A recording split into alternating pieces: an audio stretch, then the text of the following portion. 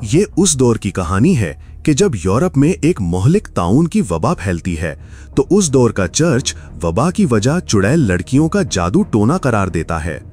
2 जंगों के सिताए हुए सिपाहियों को एक ऐसा मिशन दिया जाता है जो किसी भी जंग से ज्यादा तारीख है।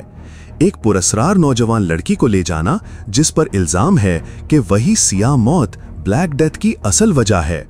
लेकिन जैसे जैसे उनका रास्ता सुनसान जंगलों, वीरान बस्तियों और कदीम खंडरात से गुजरता है, अकीदे और खौफनाक हकीकत के दरमियान की लकीर धुंधली होने लगती है, क्योंकि अंधेरों में जो छुपा है वो किसी भी जंगी मैदान से ज्यादा हौलनाक है। फिर हमें 1235 का साल दिखाया जाता है। वलाद शहर का एक मंजर। वो एक ऐसा जमाना था जब औरतों को बहुत सी मुश्किलात का सामना था। उस वक्त औरतों पर तरह तरह के इल्जामात लगाए जाते थे। सबसे बड़ा इल्जाम काला जादू का था। जिस पर भी ये इल्जाम लगता उसे चुड़ैल करार देकर सजाए मौत दी जाती थी। जहां 3 औरतों पर काला जादू का इल्जाम लगा, उन्हें चर्च के नुमाइंदों ने कसूरवार करार दिया और सजाए मौत सुनाई। चर्च के फादर ने उन्हें फांसी से पहले कहा कि अगर इन तीनों में से कोई अपना गुनाह मान ले तो उसे माफ कर दिया जाएगा। ये सुनकर एक औरत ने अपना गुनाह मान लिया। उसने कहा कि मैंने काला जादू करने की कोशिश की और शैतान की पूजा की। दूसरी औरत वाकई बेकसूर थी। उसने कहा कि मैंने कोई काला जादू नहीं किया। उसने कहा कि मैं उसके असर को खत्म करने की दवाई बनाती हूँ। तीसरी खौफनाक चेहरे वाली औरत ने अपने गुनाहों का एतराफ नहीं किया और चर्च के फादर को बद्दुआ दी। तीनों को एक पुल से फांसी दे दी गई। उन 2 औरतों ने अपनी जान की भीख मांगी, लेकिन इस दौर में काले जादू की वाहिद सजा मौत थी। फांसी के बाद सिपाहियों ने उनकी लाशें पानी में लटकाईं और वो चले गए, लेकिन चर्च के फादर ने उन्हें रोका और कहा कि हम इनकी लाशें इस तरह नहीं छोड़ सकते और हमें काले जादू के असरात को खत्म करना होगा। इसके लिए उनकी लाशों पर सालोमन की किताब से चंद अल्फाज कहने होंगे, वरना नतीजा बहुत बुरा हो सकता है। लेकिन सिपाहियों ने उनकी बात पर यकीन नहीं किया। वो चर्च के फादर की बात सुनकर चले गए। आधी रात को चर्च का फादर सालोमन की किताब लेकर नदी पर पहुंचा और उसने उन औरतों की लाशें एक एक करके निकालीं। फिर वो उनकी लाशों पर कुछ अल्फाज बोलता है जिन्हें मंत्र कहा जाता है। 2 औरतों के जिस्म से शैतान निकल आया, लेकिन तीसरी औरत जिंदा हो गई और अब वो एक खौफनाक डाइन बन चुकी थी। उसने चर्च के फादर को इसी पुल से लटकाकर मार दिया। कई साल बाद 13वीं सदी दिखाई जाती है। इस दौर में जंगें शुरू हो चुकी थीं। चर्च की तरफ से लाखों लोग जंग में हिस्सा लेते थे। सबसे बहादुर 2 सिपाही थे जो हर जंग में बहादुरी से लड़ते थे। वो दोनों दोस्त थे और एक दूसरे का ख्याल रखते थे। उनमें से एक का नाम फेल्सन और दूसरे का नाम बेहमन था। उन्होंने चर्च में शमूलियत इख्तियार की और बहुत हिम्मत दिखाई और वफादारी साबित की। फिर उन्होंने 1544 में यहाँ हमला किया। उन्होंने जंग की और बड़ी तादाद में लोगों को मार डाला, लेकिन जल्द ही उन्हें जंग में पता चला कि उनके खिलाफ लड़ने वाले कोई सिपाही नहीं बल्कि औरतें और बच्चे थे। और उन्हें इस बात का पता उस वक्त चला जब बेहमन की तलवार एक औरत के पेट में घुस गई। वो आसपास औरतों और बच्चों की लाशें देखकर परेशान हो गए। उन्होंने अपने लीडर पर इसका इल्जाम लगाया और उन्होंने कहा कि हम इन बेकसूर लोगों को मारने के लिए जंग में शामिल नहीं हुए। हम उन पर जुल्म नहीं करेंगे। इस फैसले को सुनकर वो दोनों बगावत करते हैं। वो अपनी फौज छोड़कर अपने मुल्क वापस आते हैं। उन्होंने चर्च के फैसले की पैरवी नहीं की, इसलिए वो बागी बन गए। लेकिन उन्हें छुपना पड़ता है क्योंकि ईसाईयत उरूज पर थी और उसके कवानीन बहुत सख्त थे, जिनमें बगावत, गद्दारी और नाफरमानी की सजा मौत थी। वो स्टेरिया से गुजरते हैं। वो जंगल में एक घर देखते हैं जहां वो मदद के लिए जाते हैं, लेकिन वहां जाकर वो हैरान रह जाते हैं कि इस घर में रहने वाला जोड़ा एक संगीन बीमारी से मर चुका था। उनकी लाशें बुरी तरह सड़ चुकी थीं। स्टेरिया का माहौल उन्हें बहुत अजीब लगा क्योंकि वहां के लोग बहुत मायूस नजर आते थे। वो लाशों को दफन नहीं कर रहे थे बल्कि एक जगह जमा कर रहे थे। उनमें से कुछ रहम के लिए दुआ मांग रहे थे और खुद को नुकसान भी पहुंचा रहे थे। चूंकि फेल्सन और बेहमन अभी अभी वहां पहुंचे थे, उन्हें कोई अंदाजा नहीं था कि क्या हो रहा है। फिर एक सिपाही ने उन्हें बताया कि यहाँ एक खतरनाक बीमारी फैल चुकी है जिसमें लोगों का जिस्म सड़ना शुरू हो जाता है।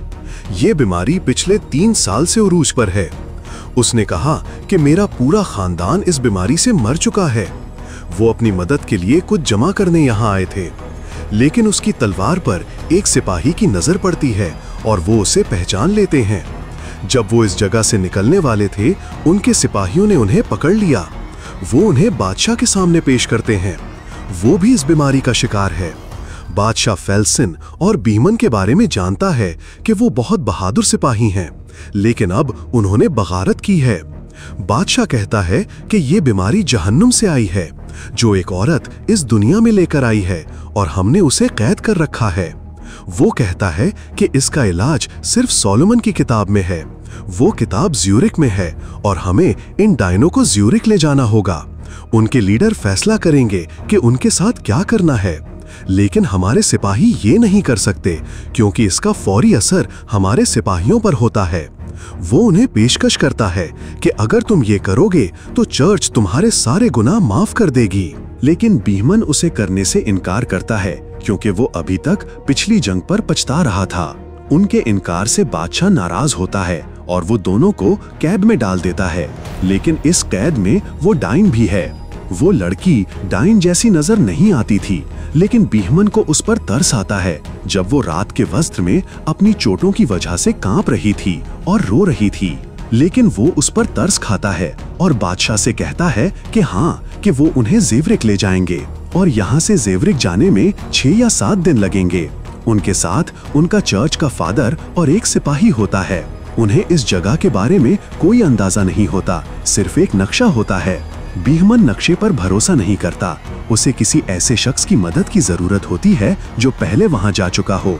एक ताजिर उसकी मांग में मदद करता है। वो 9 साल पहले वहां जा चुका था। वो पूरा रास्ता जानता था। वो 5 अफराद होते हैं और वो डाइन को एक पिंजरे में ले जा रहे होते हैं।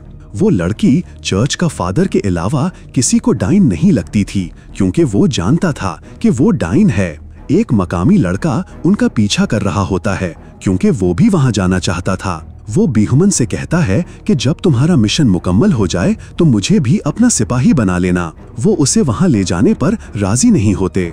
फिर फेल्सन उसकी तलवारबाजी का इम्तिहान लेता है जिसमें वो माहिर होता है। ये देखकर बीहमन उसे अपने साथ ले जाने के लिए तैयार हो जाता है। रात हो जाती है और वो बारी बारी डाइन की हिफाजत करते हैं। पहली हिफाजत की बारी एक हार्ट की होती है। फिर वो चर्च के फादर को अपनी मरने वाली बेटी की कहानी सुनाता है। डाइन ये सब सुन लेती है और वो उसे अपनी बेटी की तरह लगती है। वो उसे आजाद करने जाता है जब वो उसे सलाखों से बाहर खींचती है और पकड़ लेती है। चर्च का फादर उसे बचाने जाता है, लेकिन डाइन उसे भी जख्मी कर देती है। उसके गले में पिंजरे की चाबी बंधी होती है। वो उसे खींचती है और भाग जाती है। इस सब के बाद फेल्सन और बीहमन भी उठते हैं। वो उनके पास आते हैं, लेकिन तब तक डाइन भाग चुकी होती है। वो उस जगह के करीब एक गांव में छुप जाती है।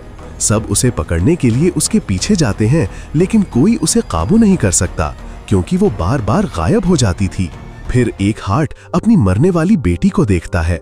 वो लड़की बहुत बुरी हालत में होती है और मदद के लिए पुकार रही होती है। वो उसकी बेटी नहीं थी, बल्कि वो डाइन उसे वहमी दिखा रही थी। उसे सब कुछ सच लगता है। वो उन आवाजों के पीछे भागता है, लेकिन वहां वो लड़का तलवार लेकर खड़ा था जो उनके साथ आया था। आइकहार्ट उसे देख नहीं सकता था और तलवार उसके पेट में घुस जाती है, जिस पर के हैरान होता है कि आइकहार्ट क्यों नहीं रुका, क्योंकि डाइन उसे झूठे वहम दिखा रही थी। आइकहार्ट उसे आजाद करने जा रहा था, लेकिन वो उसे मार देती है। इसकी मौत के बाद वो लड़की को दोबारा कैद कर देते हैं। वो उनसे रिहाई की भीख मांगती है, लेकिन उसे दोबारा पिंजरे में बंद कर दिया जाता है। चर्च का फादर समझाता है कि हमें अपने दिल की कोई बात जाहिर नहीं करनी चाहिए, क्योंकि डाइन उसे हमारे खिलाफ इस्तेमाल कर सकती है। वो हमें अजीब वहम दिखा सकती है और वो हमें एक दूसरे से लड़वा सकती है। सफर के दौरान 2 पहाड़ों के दरमियान एक गहरी खाई आती है। उसे अबूर करने के लिए रस्सियों से बना एक बहुत पुराना पुल था, लेकिन वो बहुत कमजोर था। उनके पास घोड़े की पीठ पर भारी सलाखों का एक पिंजरा था जिसमें वो डाइन कैद थी। लेकिन इस जगह से सामान के साथ गुजरना बहुत मुश्किल था। वो एक एक करके पुल अबूर करते हैं और आखिर में वो गाड़ी ले जाते हैं। ये सब करने में उन्हें बहुत मुश्किल होती है और फिर ये पुल भी टूट जाता है। फिर वो एक गहरे जंगल में दाखिल होते हैं। वो जंगल सबसे खतरनाक जंगल समझा जाता था। जो भी वहां आया वो बचकर ना निकल सका। वहां धुंध की एक मोटी तह थी। वो इस जंगल में रात गुजारते हैं। उन्हें कोई रास्ता नजर नहीं आता और ताजिर सारी रात सो नहीं सकता था, क्योंकि जब भी वो सोने की कोशिश करता था उसे डरावने ख्वाब आते थे। ये सब इस डाइन की वजह से था। और जब ताजिर इस तकलीफ को बर्दाश्त ना कर सका, वो अपना कमान लेता है और डाइन को मारने की कोशिश करता है, जिस पर बेमन उसे रोकता है। जंगल में कई दिन तक भटकने के बाद जब उन्हें रास्ता नहीं मिलता, बेमन गुस्से में आ जाता है। वो गुस्से में आता है और डाइन को मारने का फैसला करता है, जिस पर चर्च का फादर उसे रोकता है। फिर फैल्सन बेमन से कहता है कि हमने पहाड़ की चोटी पर अपनी मंजिल ढूंढ ली है, जेवराक वहां है। वहां पहुंचकर वो कई बार दरवाजे पर दस्तक देते हैं, लेकिन कोई उनकी बात नहीं सुनता। बहुत इंतजार के बाद जब कोई दरवाजा नहीं खोलता, के दीवार अबूर करके अंदर से दरवाजा खोलता है। वो जगह अजीब तौर पर खामोश थी और फिर वो चर्च में दाखिल होते हैं। वहां का मंजर इतना खौफनाक था। चर्च का फादर सब कुछ देखकर बहुत रोता है, क्योंकि वो सब उस बीमारी का शिकार होकर मर चुके थे। सब इसी बीमारी से मरे थे। फिर वो सोचते हैं कि शैतान ऐसी जगह पर कैसे असरअंदाज हो सकता है। वो इसी हालत में मर जाते हैं। वो एक किताब लिख रहे थे। फिर चर्च का फादर बताता है कि वो सोलोमन की किताब की नकल बना रहे थे। असल किताब वही है जो उनके पास है।